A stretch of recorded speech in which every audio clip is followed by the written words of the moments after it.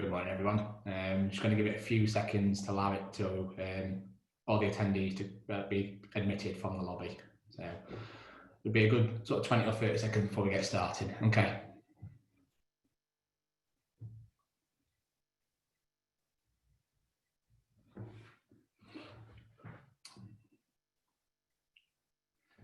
Again, good morning to anyone just joining us. Before we get started in earnest, I'm just giving it a few more seconds to allow it to admit all the attendees from the lobby.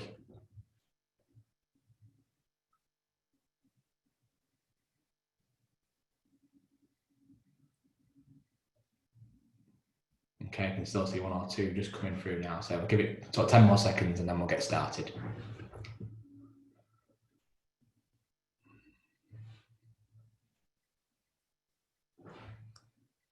Okay, good morning everybody and welcome to COVID-19 Redundancies, the after effect of a pandemic.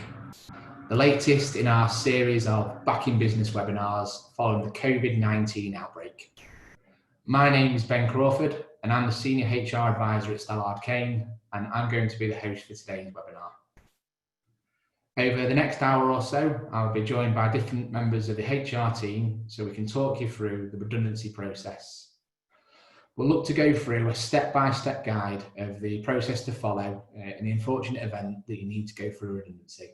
At each step, we'll be looking at the dangers and the risks of getting the process wrong. So, why redundancies? Well, following the COVID-19 outbreak, as we know, the government introduced its lockdown measures, and this had a massive impact on businesses, meaning that some had to close down temporarily altogether, whilst others were severely hampered, meaning that they had to look at different ways of working, including reduced working or working from home. To support businesses through this period, the government introduced the Coronavirus Job Retention Scheme, and this looked to help support pay the wages of employees who'd been furloughed. And it's believed that around 10 million UK workers have benefited from the system as such for the Job Retention Scheme. However, we knew that that wasn't a permanent solution, and following the Chancellor's announcement last week, we now know from the 1st of August, the Job Retention Scheme will start to be curtailed, reducing over time on a month-by-month basis before coming to an end altogether at the end of October. Also now, with lockdown restrictions being eased, more and more companies are already either back at work or certainly planning an imminent return to the workplace. And business leaders are now planning for life after furlough and after the COVID-19 outbreak. And we at Stallard Kane have seen a huge increase in the number of emails and calls on redundancies ahead of the recession that is going to happen. So therefore, we felt that this would be an ideal time to produce this webinar on redundancies. So just to run through quickly today's agenda, as I say, we'll be splitting it up through different members of the team. We'll start off by looking at what is a redundancy and some of the associated risks. We'll then move on looking at the pool and non-pool process and the difference between the two. Once we've got to that stage, we then need to start consultation. We'll look at consultation in more depth, the different consultation meetings, and then if necessary, we'll look at the selection criteria as well, depending on the type of process you are going through. Finally, we'll round it off with redundancy confirmation, payments and appeals. And that should run us through the whole redundancy process from start to finish. Before we get started in earnest today though, I just wanted to quickly run through some housekeeping. So just to let you know, there is a question and answer function on the webinar today. So if you have any questions whatsoever, please ask away, and we have a team of panelists who will be doing their best to go through as many of the questions as they can. There's also a chat function. So I'd ask that this be reserved. If anyone's struggling with any technical difficulties, I'd ask that you mention it on the chat function, and we will do our best to rectify that as soon as we can. Also for ourselves, if we have any technical difficulties, I'd just ask that you bear with myself or any of the team today. And again, we'll try to resolve that as soon as we can as well. Just to let you know, we will be recording the webinar today, and a copy of this recording will be made available on the website. So if you missed any of the webinar at any point, or you have to leave early or whatever, please rest assured there will be a full copy of the webinar on the website. Along with that, we will look to answer any unanswered questions that the panelists don't get round to today. I'll also be asking some of the questions to the different presenters we have as well. And finally, before I pass on to my colleague Darcy, after each presentation, I'll be looking to run a series of polls. So I'd really appreciate it as attendees if you could look to answer these and give us some feedback. That would be greatly appreciated. Okay, if I now look to pass you through to my first colleague today, Darcy Vivian. Good morning, Darcy. How are you doing? Morning, Ben. I'm good, thank you. Brilliant. Okay. Yeah, so I can leave that with you, Darcy. That would be great. Great. Good morning, everybody. My name is Darcy Vivian, and I'm a HR advisor here at Stallard King. As Ben said, I'm going to be looking at the first part of this webinar, which is what is redundancy and its associated risks. I'll also be looking at how COVID-19 has affected businesses when making redundancies, and what are some of the top pitfalls that employers make when they are carrying out redundancies. What is redundancy? Well, redundancy is a special form of dismissal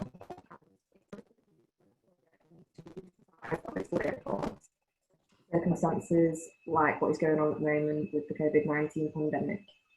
One of the first stages that you need to do when you're looking at redundancies is you need to ensure that it is true and genuine.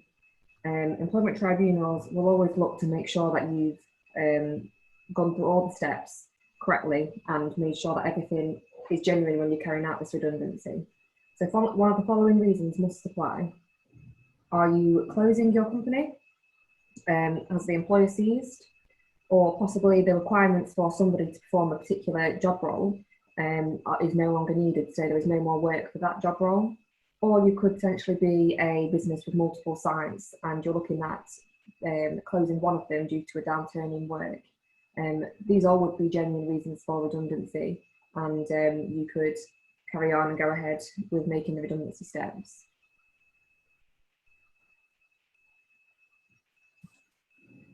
So, providing that there is a genuine and true redundancy, employers must follow the correct lawful procedure, which we will discuss throughout this webinar.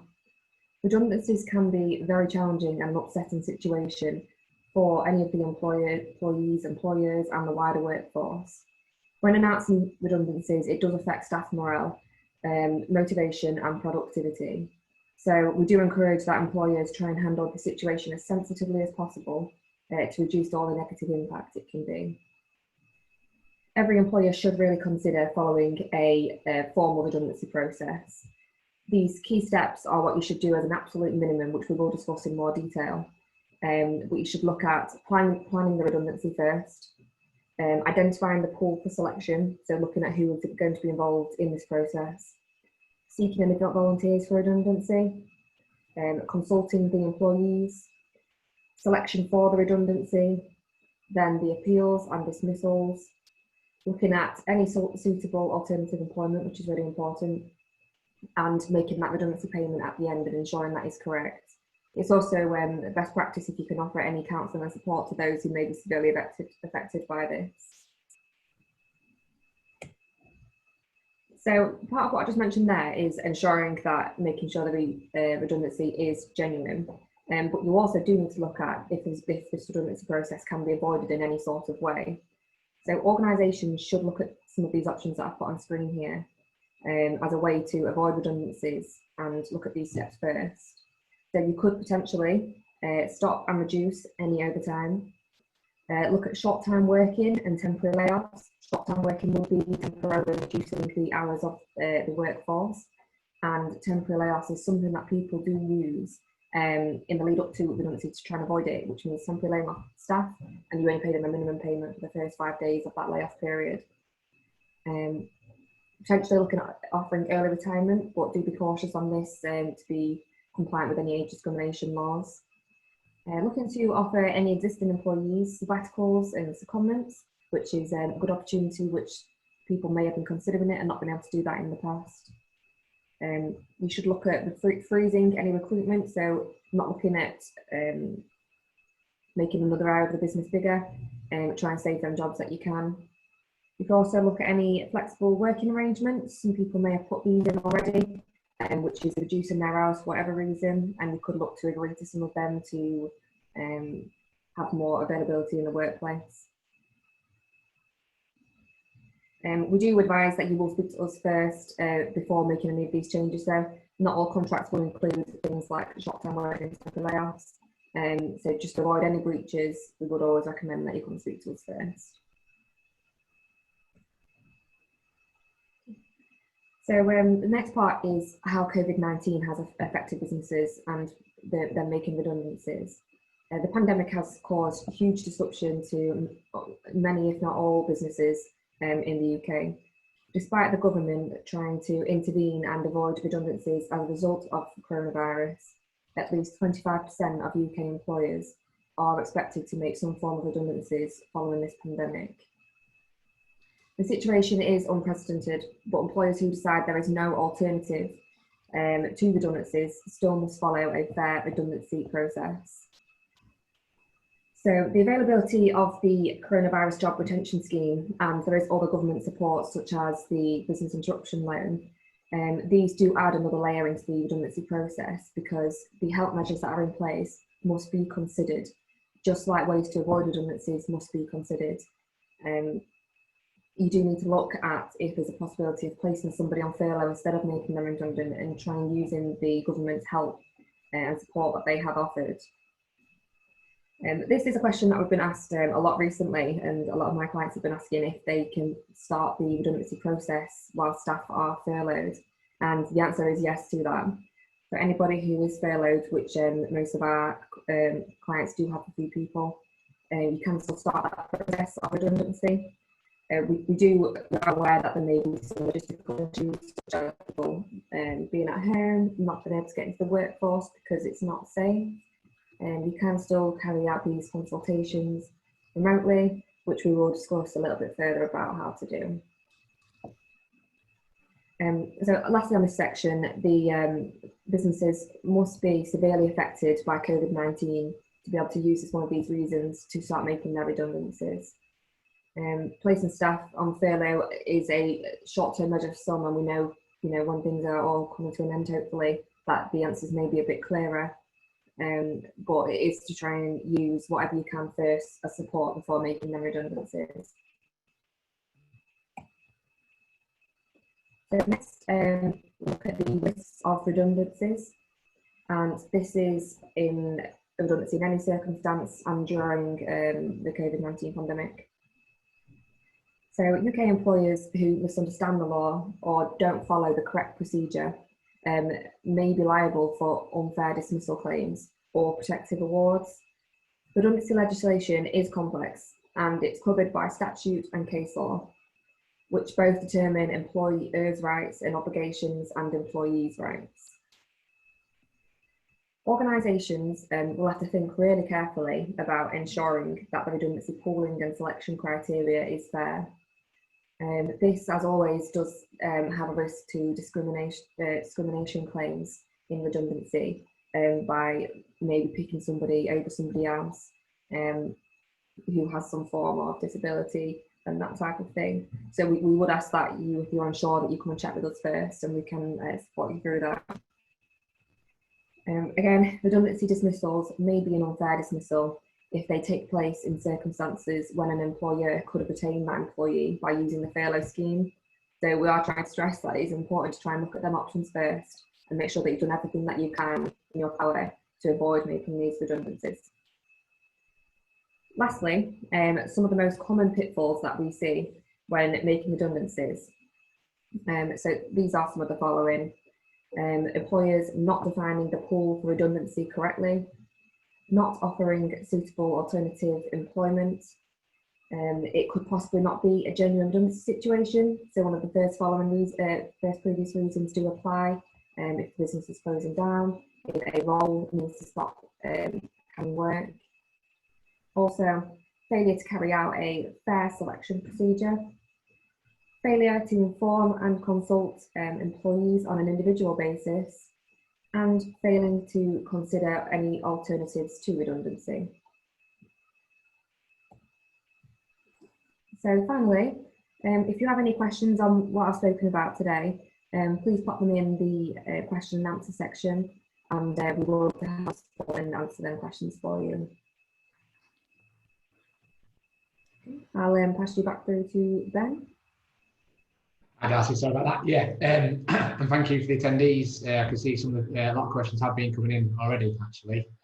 Darcy, one question we do have here is we've seen a huge reduction in orders, and I'm thinking of making redundancies. One of the team has 8 months service. Do I need to go through the full redundancy process with this person? Okay, yeah, this is a question that we see quite a lot.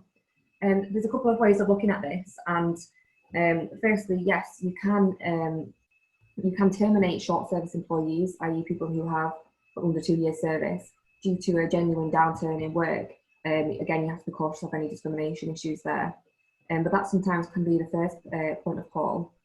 But although if there is more than one person carrying out a certain role, so there could be someone who's under 2 years service, and there could be someone who's over 2 years service, both possibly performing an admin role, you may have to look at a selection criteria. So we would always advise speaking to us first if you have any of them circumstances, because we do need to pick out some finer details to be able to give you the answer to that. But there is a couple of options you can do there. So, yeah. Brilliant. Thank you very much for that, Darcy. Okay. That brings to an end our first section of the webinar today. What I'd like to do now is run our first poll. So as attendees, I'd really appreciate if you'd take the time just to fill in this poll question. Launch that now.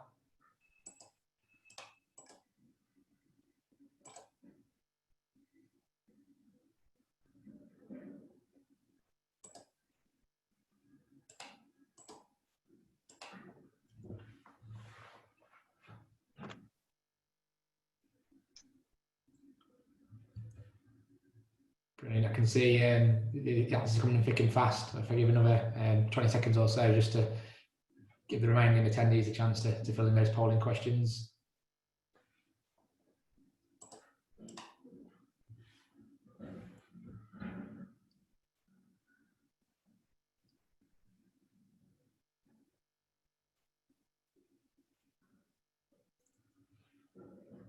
Brilliant. More seconds. Right, I'll bring the polls to an end then, and I'll be able to share the results with you. So in the first question we asked, at what stage of operation is your business currently at, and have you had to furlough any employees?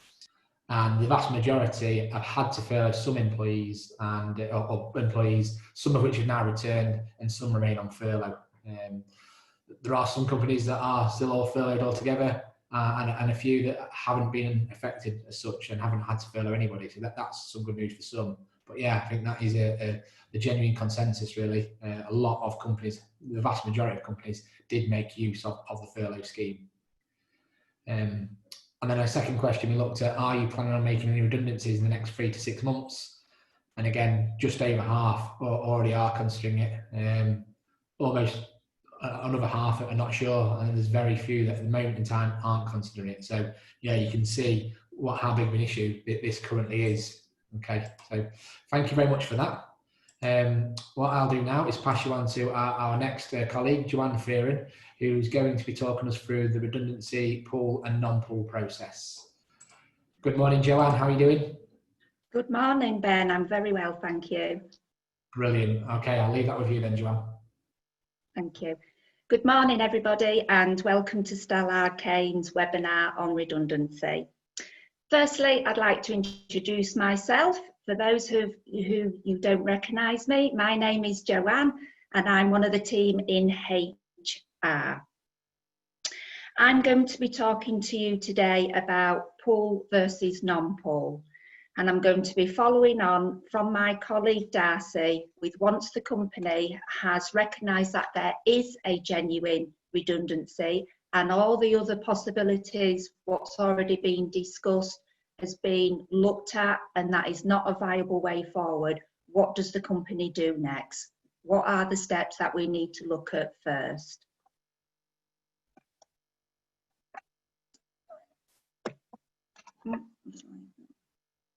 Bear with me, my slides aren't moving on.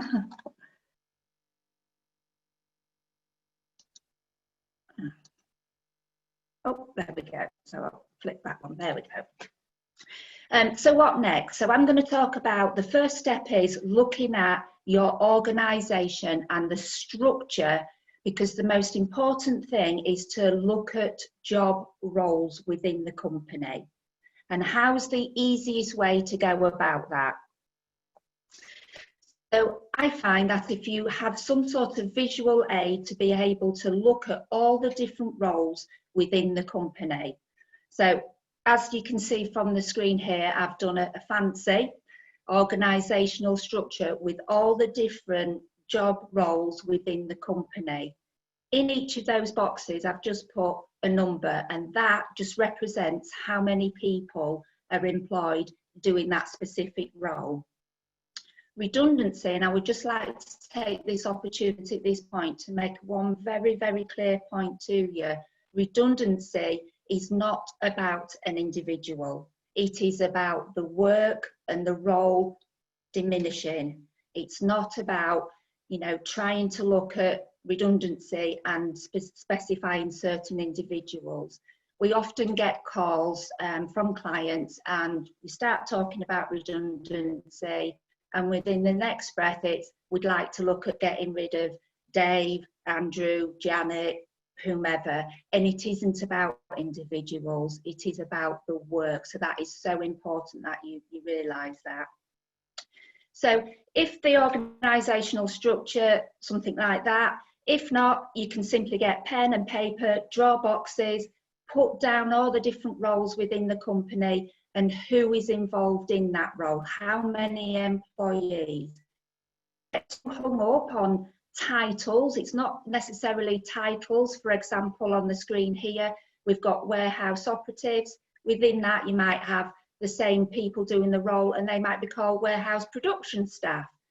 But if they are in essence carrying out that role, then these people need grouping together so that you can analyse very clearly which sections, which departments in your organisation you may need to look at to make redundancies, and that's a very important part. So once you've got some sort of visual, you can look, you know your company, which departments you may think that you might need to look at redundancy. So from that, we can move on to step 2. And that really is how now I'm going to try and explain to you how you determine which of these processes you need to follow. So once you've got your analysation of your company and which departments need to be looked at, you then from your organisation know how many people are involved. Then you know that that job role still exists, that there is still that work within your company, but you've got not enough work for the amount of staff that you have, then you need to reduce the numbers. That equals the pool process. If, however, when you're looking at your company's structure, you no longer need that role, it doesn't exist at all, the work is no longer required, and therefore you need no employees to undertake that work, that is the non-pool process. Work still exists, but you've got not enough work and too many employees. You need to reduce the numbers, pool process. The role is no longer available, it doesn't exist. No employees required for that role. It is the non-pool process. So finally, just to recap a little bit here, so we've gone from looking at the company, we've identified that we do have a genuine redundancy need, we've looked at the organisational structure, we've grouped together all the different roles within the company and put a number of employees within that, so we know how many people are affected in that department. We've then established whether we need to reduce that department, and that is a pull process, or that role doesn't exist in its entirety, and that is a non-pull process. From that, we can then go on to step 3, and we can start the process. So now we know we've got pull and non-pull, so what is the difference, and why is this important to be able to define which of these processes we need to follow? And the key thing is here, the pull process is a series of a general meeting, consultation, and all these are going to be spoke about in a lot more detail with my colleague Christopher, who's going to pick up on the section after me. But the key thing is with the pull process, because you are reducing numbers, you are going to pick or select, there's going to be some employees who are going to be at risk. There needs to be an additional step in this process of a fair selection process. And again, this goes back to the fact that we can't pick individuals. Even when we get to this stage, this is why it's so important that we have this fair selection process where we can evidence the employees who are at risk of redundancy. The non-pull process, and the reason that is different, is because we aren't selecting anybody, because the role doesn't exist now, and we do not need any employees to undertake that work. And therefore, the key difference is we don't need to follow that additional step of selection and a criteria, because there is nobody to select. And that's why it is very, very important that we identify which of the processes that we need to go down. Finally, really, it's just to sum up, the key facts here is about really before you ring us, or it would help, should I say, if you did this, if you was to be able to look at your company structure, the roles that you need to look at and how many people are involved in that role. And then if you need help, we can assist you a lot easier at that point. We can advise you. But as a company, look at that. Look at if you're reducing staff. Look if that role doesn't exist anymore. From that, you can determine which process we need to follow, and then we can move on to the next stage of beginning the correct process and consultation. Thank you. And I shall pass you back to my colleague, Ben. Thank you for that, Joanne. So some really interesting information then on pull and non-pull process and the difference between the two. Again, I can see lots of questions coming through.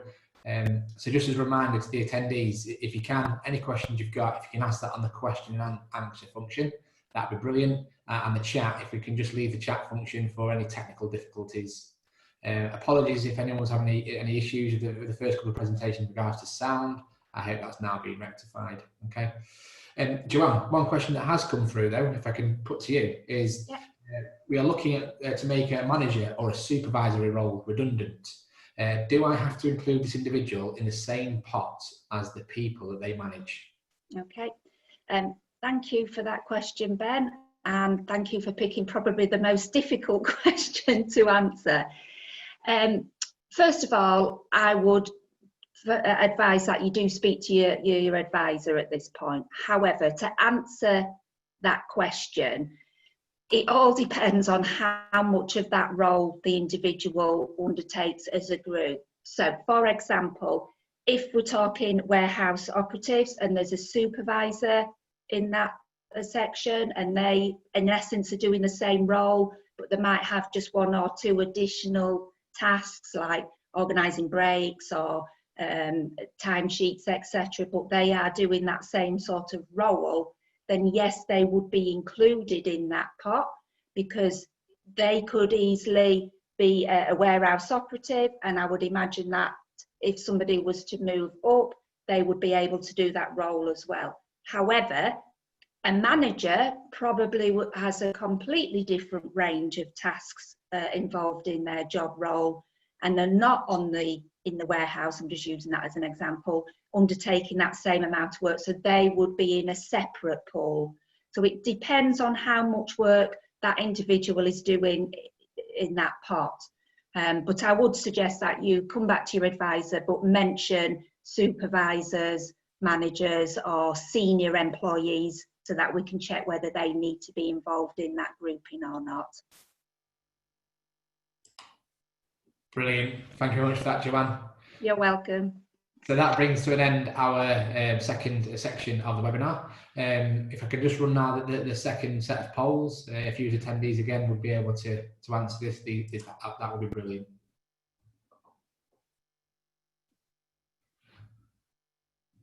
Apologies, just launching the polls now. There we go. Hopefully that's now popped up on your screen.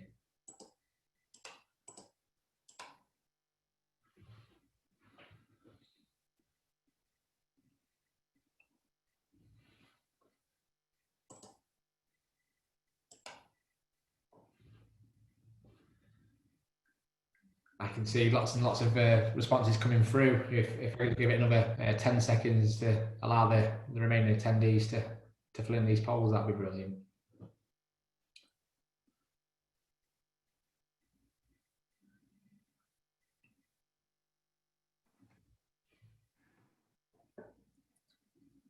Okay, last couple of seconds and I'll bring the poll to an end.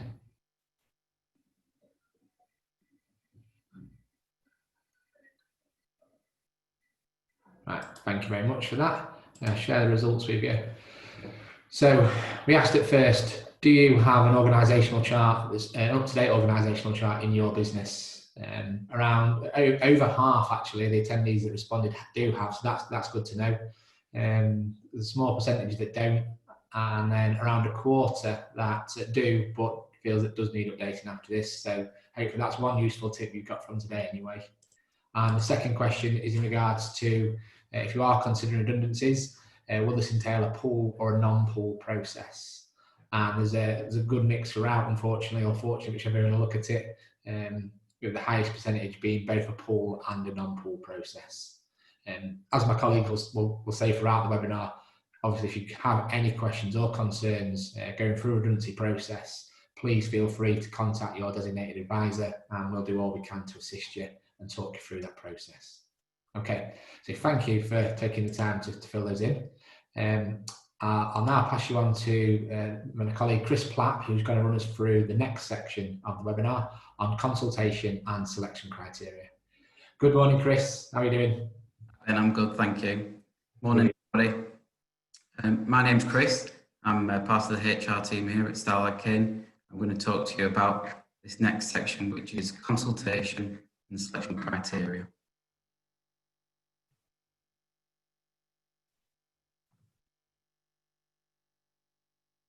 Sorry about that.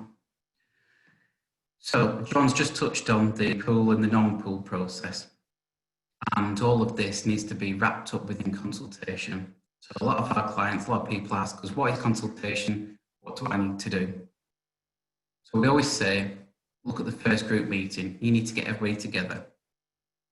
You want to sit everybody down. You want to explain to them the plan changes. You want to get their ideas, their feedback, their input. You want it to be interactive. You should not have already made a decision at this point. If you generate any evidence or you have made certain decisions about outcomes, it could show that you're undermining the process. If you undermine the process, it could be flawed. If it's flawed, it could lead to claims. That's what we're trying to avoid. So you can see with the slide, the consultation in the first meeting is quite important. So, because of the pandemic, we're getting a lot of questions from clients saying, because of COVID-19, does this mean that you can skip a few steps? With the coronavirus, it doesn't mean that you get a free pass in this. The rules don't go out the window. They still apply. They're quite onerous. And as employers, you have to follow them. Okay? So I guess the best way is face-to-face with these meetings.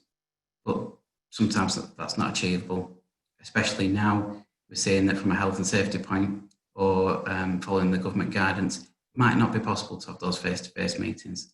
Remember, there's no legal requirement for it to be face-to-face. It's just preferable, and historically that's what people are used to. So now, what are the options? Look at your video conferencing, use Microsoft Teams, Zoom, Skype, make it interactive. Because what we're trying to avoid is just making a series of announcements. You keep sending letters or emails and there's not a discussion and they're not part of it. That's not right, that's not consultation. You're just making a series of proposals and announcements. We also need to be mindful that when we are going through this process of consultation and the first meeting, don't necessarily have to invite them in by letter to that first meeting, but thereafter, we want a nice paper trail. We want to evidence that you're doing the right things at the right times. So with the consultation meeting, that first one, you're making notes and then confirm it afterwards. Again, always get into contact with us because we'll help you with that. We'll give you that advice. We'll help you with the letters and make sure that everything's done properly. So in a consultation, who must you consult? Well, you'll definitely need to sit down with the people that could be affected. But also, in that first group meeting, it's preferable, in my opinion, to get everybody together. Those people that probably in your mind are going to lose their jobs. That makes you sharing the information a lot better. It's transparent. You're getting everybody together and saying, look, as a company, we're facing some real issues here and we need some help. We need to make changes. Yes, there is individual consultation, but that's later in the process and I'll touch on it. And like I said, we need to use whatever means necessary, whatever medium to communicate all these things in consultation. I've had a client the other week who said that due to the pandemic and the way they're going about their consultation, is it okay just to have it over the phone with somebody? And yes, it is. If that is the scenario where an employee is asking you, please can we do this just over the phone? It might be because they don't have access to video conferencing, they can't use it, they feel more comfortable. You just make the notes, you record that, you confirm it in a letter saying, they requested that, this is what you're doing. You're doing what you can to facilitate everybody. And what we need to consider here is that what we're talking about is a standard redundancy process. This is talking about making less than 20 people redundant in a 90-day period. So we're not talking about collective redundancy. That larger scale process is more onerous. We have to do more things, and that's outside the scope of today's webinar. If you find yourself in that situation again, get into contact with us and we'll help you out with that. Most of the questions I get about redundancy are, they'll say, Chris, what do we need to be mindful of? What am I looking out for? Because again, it's employment law, it's employees, there's always banana skins.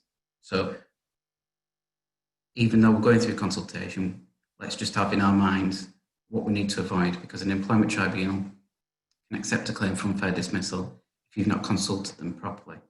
There's also issues of discrimination. So we need to focus on getting the consultation right. Don't forget about people that might not be in the workplace. They could be on maternity leave, they could be absent due to some sort of serious illness. If you forget about them, it's a major problem. You have to work together and find out how best is it, how can you interact with them, how can you get them within the consultation so that everybody feels like they're being provided with the same information but also the same opportunity.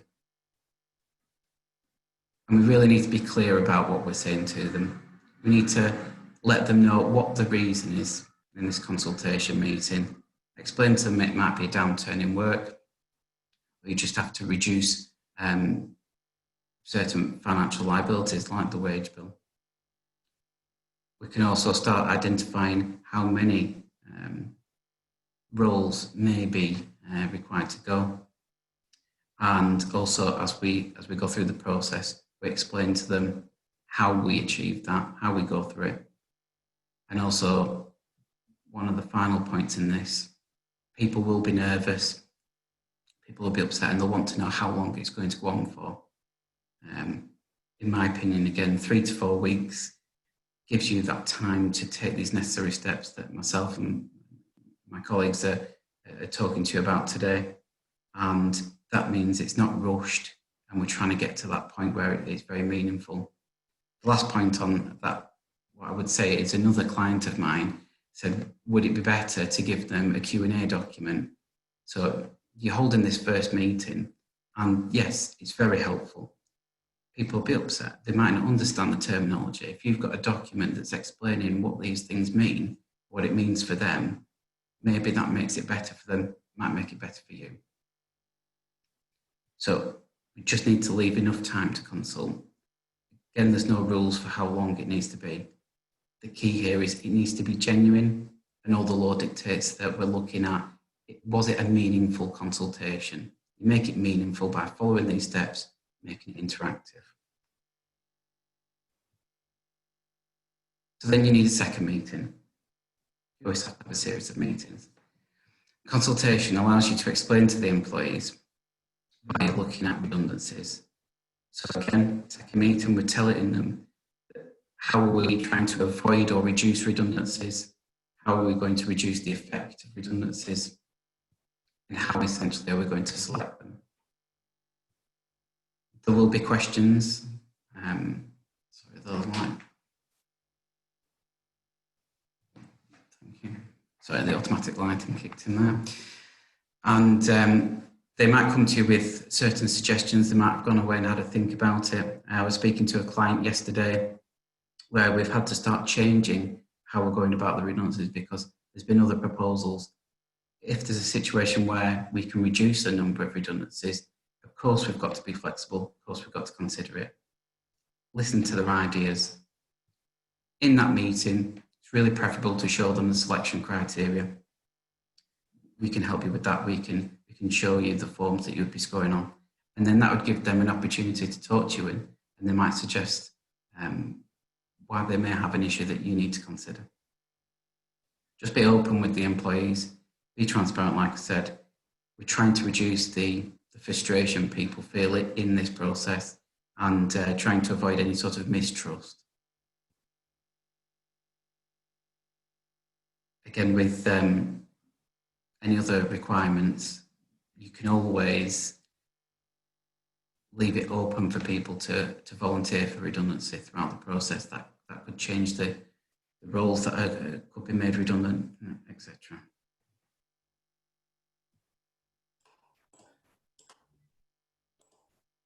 What do you need to, sorry. And then finalise that second meeting. Again, make sure that you generate good notes. Ensure that you back that up with a letter, confirm the outcome. Because this is a bit of a chunky section, I'm going to pass it back to Ben before we go on to how we select employees for redundancy. Thanks for that, Chris. Yeah, the consultation period is the section of redundancies that causes the most questions. You can see for the question and answer, actually, there's a number of questions that have been coming through on this area. So I thought it would be a good time now then just have a quick recap then on the consultation process. So we're staying at the start of the process. Once we've identified there's a redundancy situation, we hold an initial meeting with all the possibly affected members of staff. So that has been a question that comes through. Do we need to meet with everybody? Well, I'd only look to meet with the people that would possibly be affected by the redundancies. So if there is a department that aren't going to be affected by redundancies, and at that point, there's no necessary need to meet with that department, just that those that are possibly going to be affected. Sit down with them and go through the situation, explain what you're currently looking at, the need for the business to either make cutbacks or savings or increase revenue, and ask employees for them to basically go away and have a think on any ideas they can think of and how that can be achieved in order to avoid a redundancy situation. We can also ask the question now, is there anybody that wants to volunteer for redundancy? And individuals can put forward a request for voluntary redundancy. And it is just that there is a request. A lot of my clients ask, there's there's a certain individual that I wouldn't want to lose if they put forward a voluntary request. Do I have to accept it? No, you don't, but you can consider it. So we've had that initial first consultation meeting. I then arranged a second consultation meeting, as Chris was talking about, to discuss the ideas raised, to see if any of those are a viable option in regards to avoiding the redundancy process. And as Chris says, back that up with letters, make notes, and document the process really, and make sure that your consultation process is meaningful. So as I say, Chris, there has been a number of questions that have come through on the consultation process, and the panelists are doing their best to work through them. But there's one I'd like to put to you, if I can, please. And that is, if as a company, when going through the redundancy process, we fail to undergo some of the consultation meetings, but we still make someone redundant, we still make the redundancy payment, is that individual still eligible to lodge a tribunal claim? It's a really good question. We get asked this all the time. If you skip a couple of the meetings, if the process is flawed, of course, if they've had that letter saying that they're redundant, you've paid them the money, that's not the end of it. They could, depending on their length of service, or if they had a protected characteristic, and they link that because to the reason why they've been made redundant, or the process wasn't followed because of that. All of these are problems. It all undermines what we're trying to achieve here. And yeah, it could result in a claim. That's why we're trying to go through step by step. What do we do to generate good evidence to protect your company?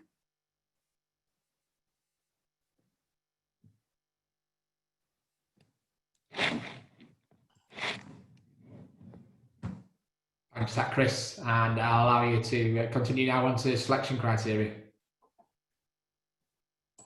Okay, so this part is probably what most clients find quite difficult. So how do we select employees for redundancy? Sometimes you might not even come to this point if you have held all those meetings and employees have all come together and said, we'll all reduce the amount of hours that they work, or they'll all reduce their salaries. If there's no other solution, you still need to make these cuts. So how do we do that? The key here is fair and objective. Selecting employees for redundancy in a fair way, trying to not discriminate against any sort of personal group with protected characteristics. And I'll go through that in a bit. I have had a client ask, it was last month, saying this particular employee has got a poor attitude, and they're looking at scoring and they're thinking, yeah, this person's just not on it, he's not interested. So for me, that's very subjective. It's one person's opinion of another. Now, if that had led to misconduct in the workplace, negligence in the performance of their duties, a process is followed and an outcome made, that's quantified then, and then that's factual, and we can use that within the objective scoring criteria. So what we want to stay away from is anything that's subjective. So what could be the objective criteria?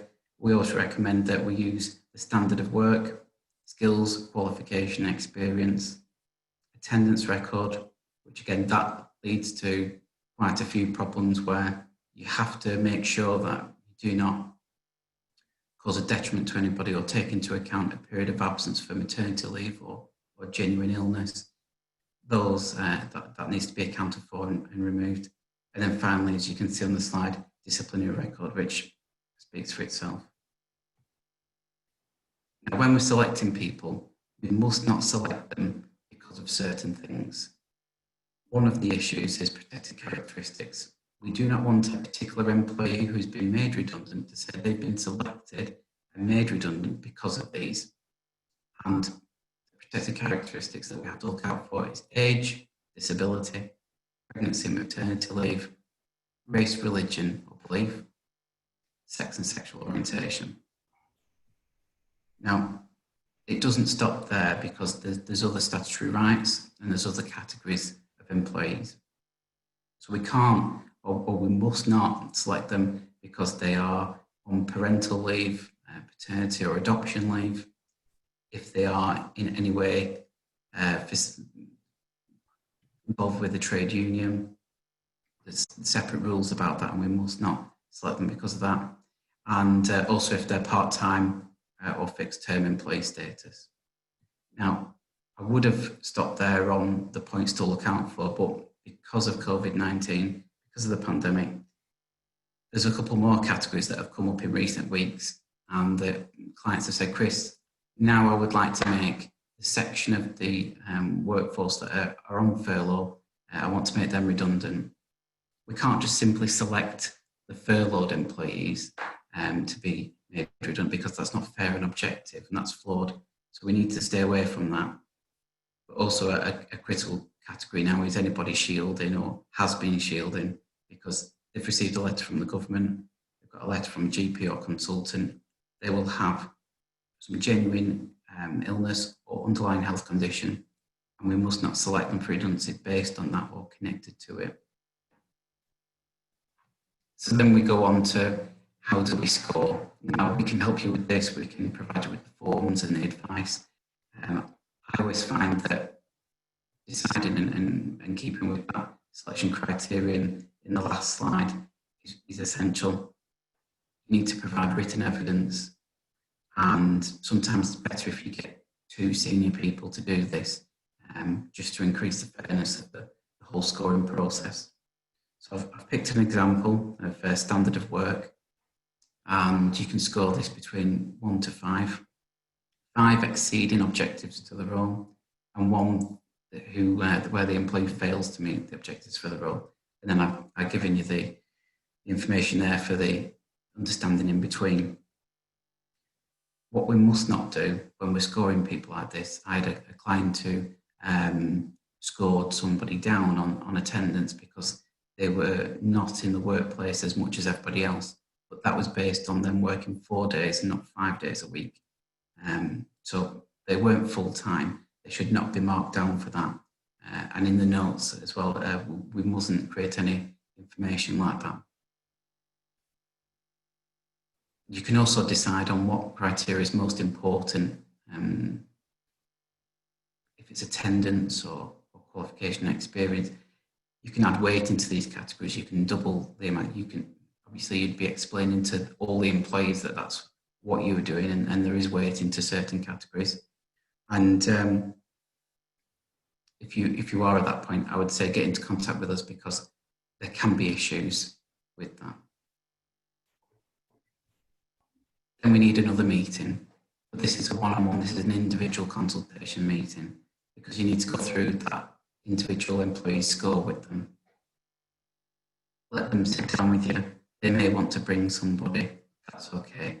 Again, you know, you want them to be part of this. You want them to feel okay if they need to bring somebody with them. Sometimes it's a good idea. Let them ask questions, let them challenge the score. They might bring up some information that you were not aware about. They may have had a domestic issue which is resolving that might have affected the performance. Again, you need to take consideration of certain people and the profile of that particular employee.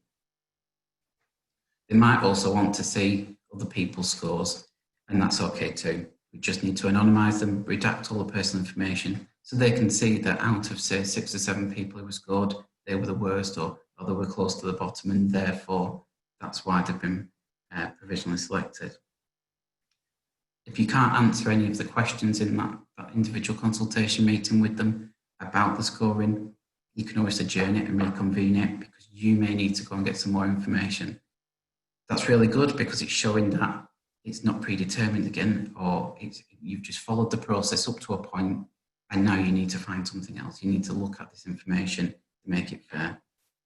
And then you're going to talk about any sort of redeployment or any other options for them, because it's not a foregone conclusion at that point. And then I'll pass you back to Ben. Thanks for that, Chris. Some really useful information then on selection criteria. Again, very much the part of the process which causes a lot of issues and concerns. Again, the questions have been coming in thick and fast. We're doing our best, obviously, to answer as many of them as we can. But the age-old question that has come through that I've had a number of times is, what about last in, first out? Do we have to go through a selection criteria, or can we just look at last in, first out, Chris? Okay, yeah, a lot of people ask this. I personally feel very uncomfortable about that. We need to try and avoid using that as a criterion. Everything else that we've talked about there is very objective and fair and doesn't take into account somebody's age or service or anything like that. And when we look at this, I would only suggest using that if it comes down to 2 employees where they have identical scores, there's no difference between them, and then that was the final thing that you could use to determine who is selected. So the advice is really try and stay away from it. It looks like that's the only way after all the other criterion, then contact us. We'll have a good discussion and look at employee profiles just to double check and make sure, because again, it's about following the process, making it fair. Brilliant. Thank you very much for that, Chris. No problem. That brings to the end of the third section now of our webinar. So yeah, the 2 consultation meetings, and then if you need to go through selection criteria, scoring individuals, and then writing to those individuals to advise that they've been provisionally selected for redundancy. Before we move on to the last section, then I'd just like to launch our next set of polls. This will be coming up on your screen soon.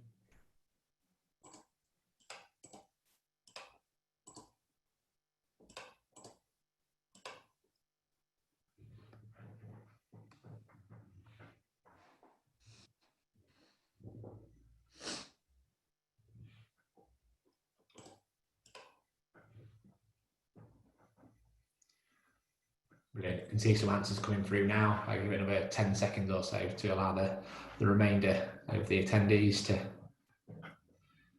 complete the polls.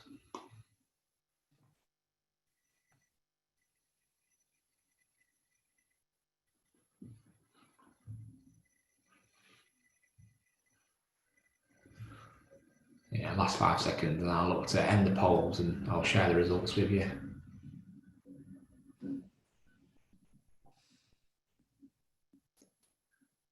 Okay. Again, thank you for taking the time to fill those in.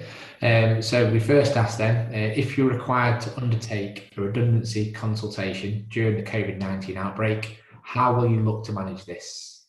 And the highest percentage would look to be over video or telephone calls. Obviously, with the social distancing measures in place at the moment, it may become difficult for face-to-face meetings.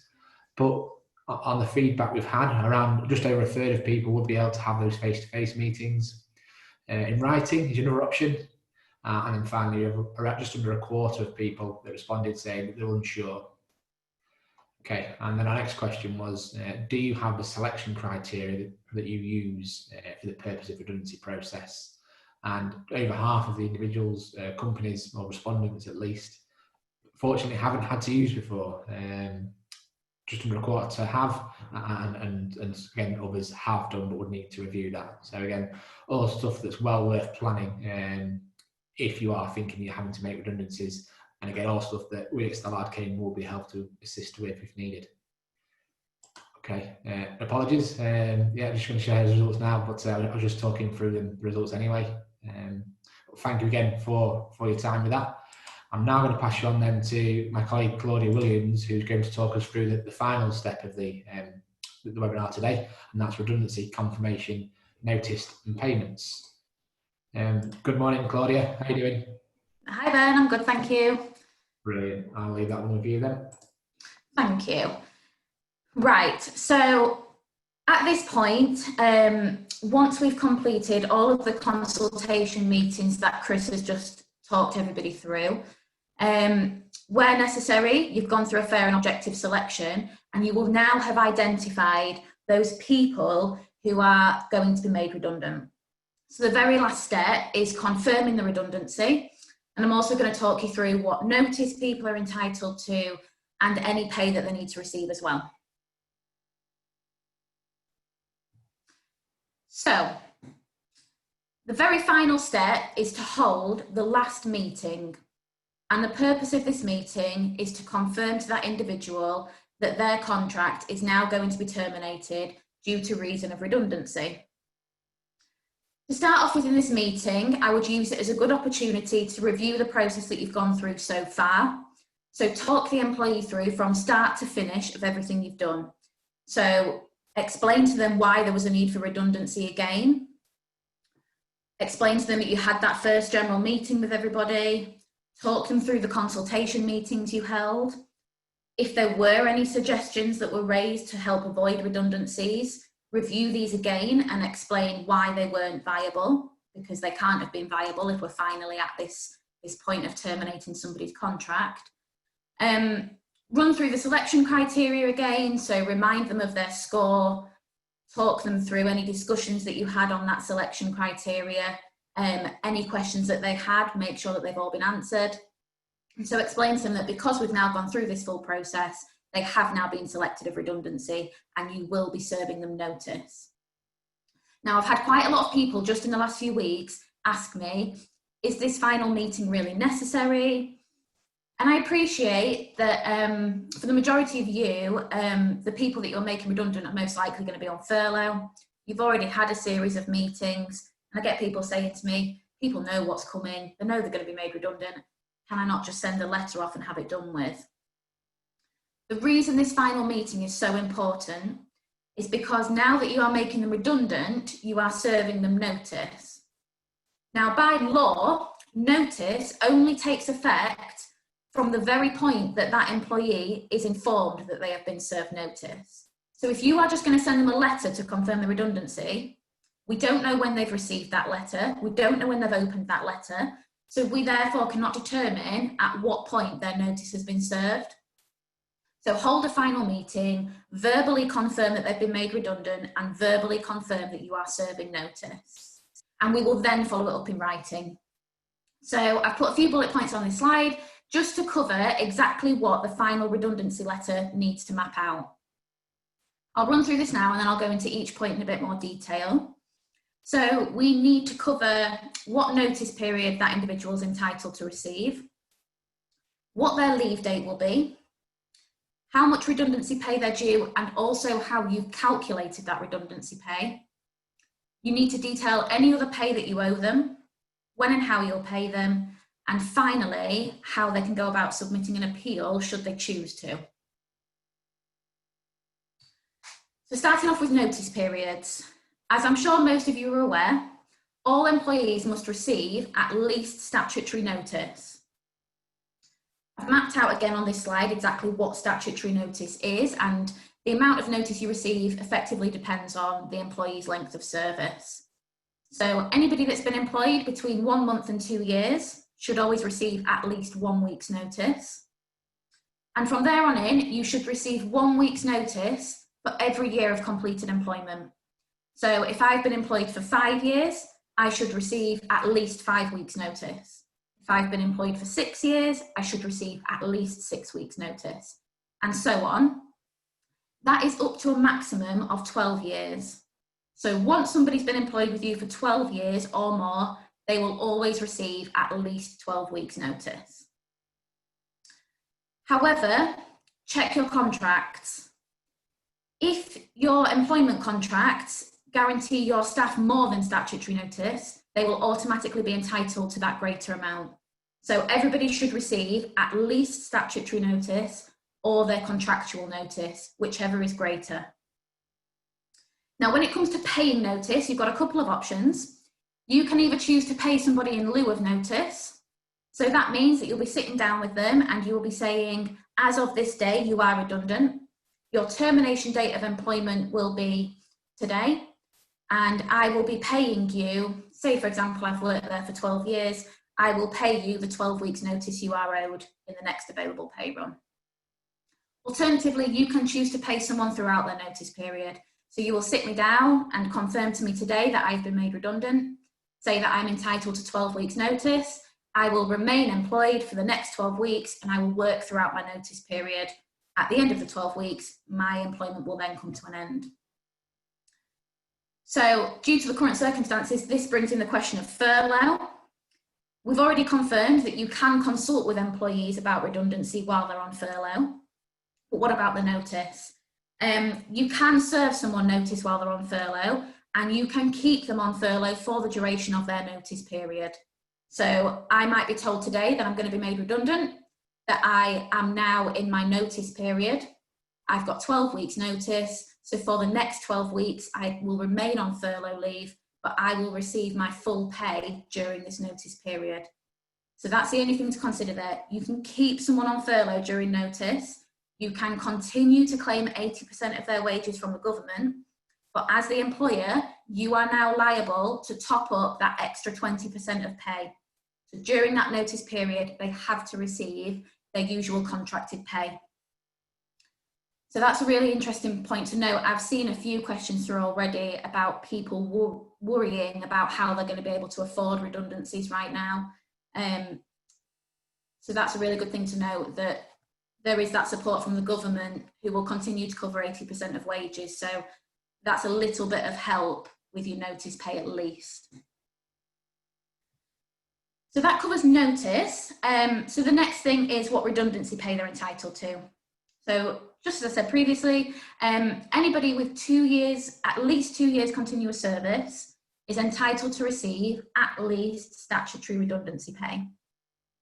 Now, how that is calculated depends on the employee's age and the length of service as well. It is quite wordy. I've bullet pointed it down on this screen for you. I'll talk it through now. So employees are entitled to receive half a week's pay for each full year of employment when they were under the age of 22. 1 week's pay for every completed year of employment when they were between the ages of 22 and 41. And finally, they should receive 1.5 weeks pay for every completed year of employment when they were 41 or over. Now, for the purpose of these calculations, length of service is capped at 20 years and weekly pay is capped at £538.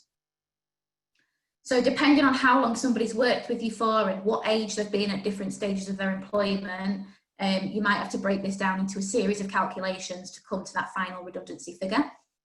I will just point out though that we do actually have a useful redundancy calculator available on the Stallard Kane online members area.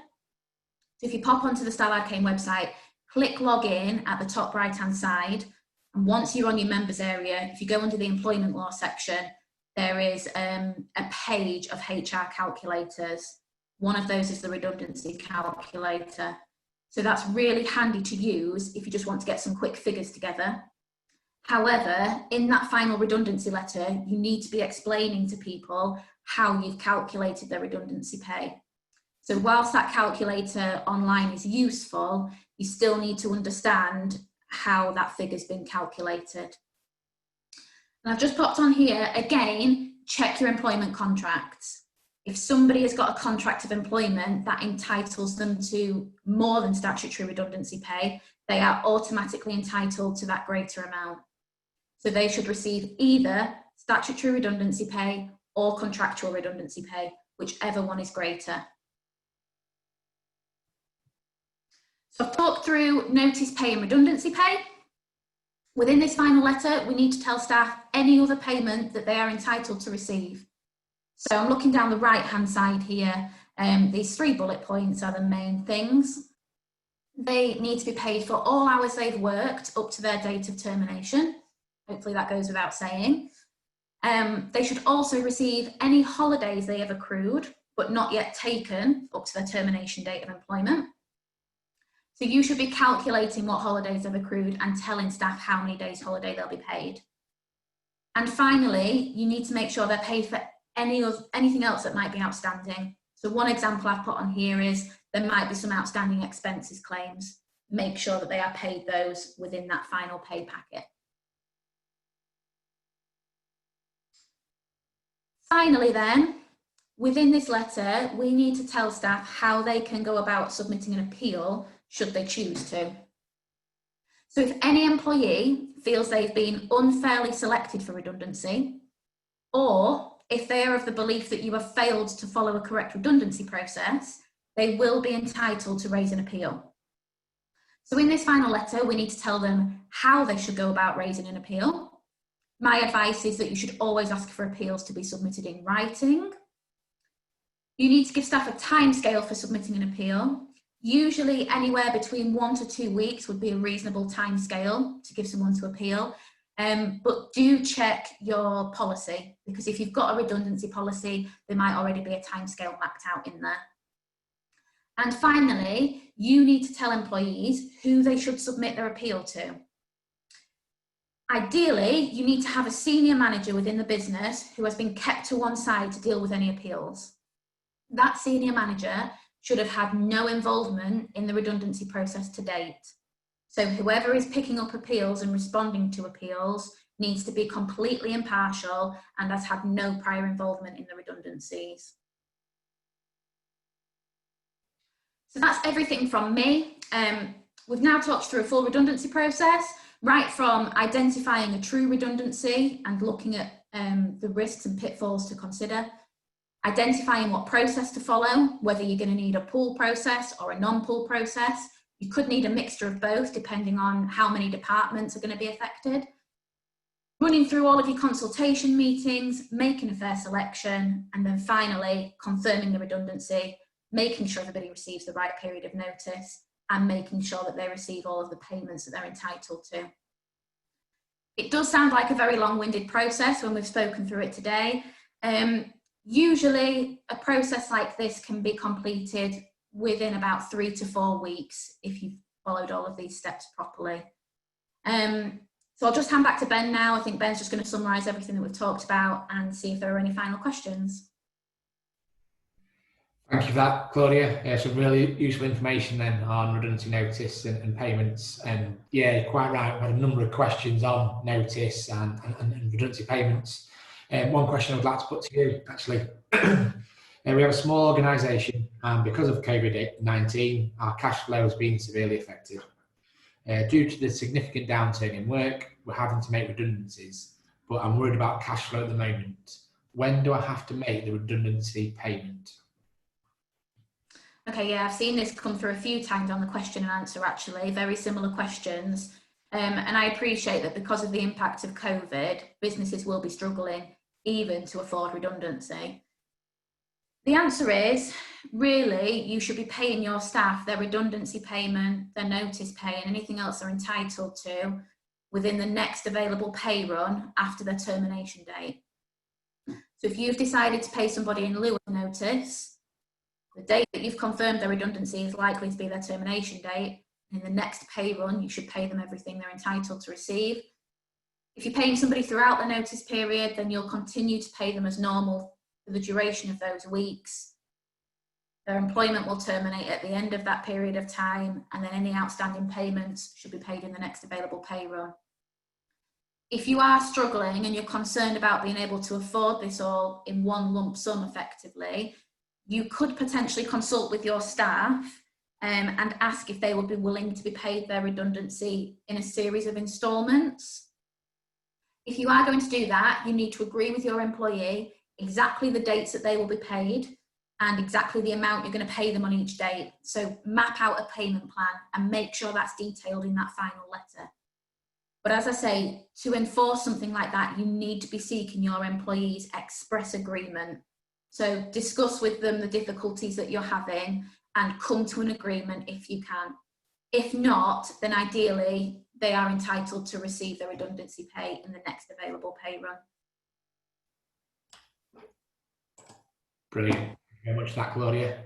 So that brings to an end section 4. I would just like to run our next set of polls. If as attendees you'd be able to have a look over these and answer these if possible, that would be great.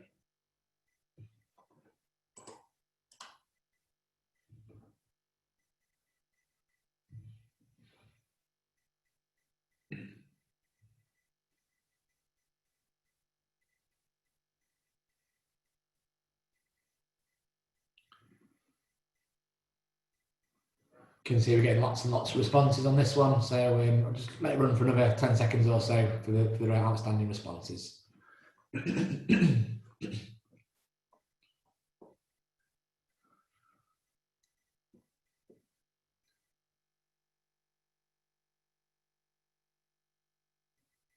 Okay, I'll bring that to an end and I'll share the results with you this time.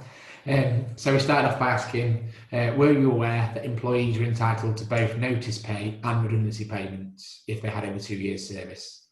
And the vast majority of people were. But, you know, it's a question we've had a number of times that some clients weren't, and that's, you know, something we've come across on numerous occasions. And they've been asked, would you feel confident in calculating an individual's redundancy pay entitlement? And again, the vast majority were, but there are some that wouldn't be, which is absolutely fine. As Claudia mentioned earlier, we do have a calculator on the Stella Arcane website, and as with everything else, your advisor will be happy to assist you if you need help on that point. Okay, so I'll bring that poll to an end. Thank you again for taking the time to fill that in. Okay, so just to have a quick recap and an overview of today's webinar. So we started off by looking at identifying what is a redundancy and whether or not it's a true redundancy process or situation. We then looked at whether it was a pull or a non-pull process, and usually the determining outcome there or factor there is it a case of the need for a role has gone altogether, which then is a non-pull process, or has the need for a certain role diminished? So, for example, you've got 5 advisors and moving forward, you only need 3, and that's where you have a pull process. Okay. Step 3 then is your consultation. And the first step in any sort of redundancy consultation is a general staff meeting with those who are possibly going to be affected by the redundancy process. Setting out the situation to the individuals and asking them to go away and have think of any ideas they can think of to avoid a redundancy situation. You know, be it reduction in hours, reduction in pay, and lots of different possibilities. As well as asking people to consider whether or not they want to be put forward for voluntary redundancy. We then look to arrange a second consultation meeting where we can go through with the group the ideas raised and if they're viable or not. Okay. Unfortunately, if there is no viable options, then we then need to progress on to the next stage. Now, if you're going for a pull process, this will then entail a selection criteria and scoring all the individuals in that pool and provisionally selecting those who scored lowest. We then move on to the final stage of inviting them into a final meeting and going through the process and, unfortunately, if necessary, making that role redundant, calculating what notice pay they're entitled to and what redundancy payment they're entitled to. Okay, so thank you all again for your time. That's an overview. As we said at the start and throughout the webinar, we will be adding a copy of today's recording of the webinar to our website, along with any of the unanswered questions. There has been lots and lots of questions today, so apologies if we didn't get around to answering any of those. Should you need any further assistance, by all means, please contact either your designated advisor or the office number. And for any of those that aren't clients, if you need any further information, please feel free to email us at admin@skaltd.co.uk. Please keep up to date with all the latest coronavirus news and updates on our section of the website. Before we get finished, I've just got one last poll that I'd like to put to you. I'd really appreciate some feedback on this one. I won't be sharing the results here. It's just more for our feedback on how we can improve our webinars moving forward.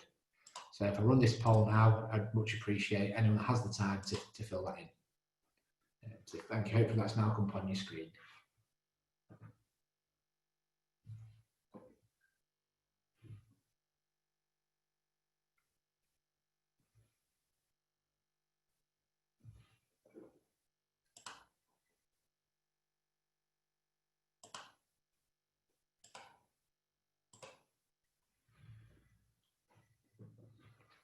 Thank you. I can see lots of responses coming through on this one, so I really appreciate that. It will be really helpful for us in reviewing our webinars and what we do moving forward. So thank you for your feedback. Just give it 5 more seconds and I'll bring that to an end.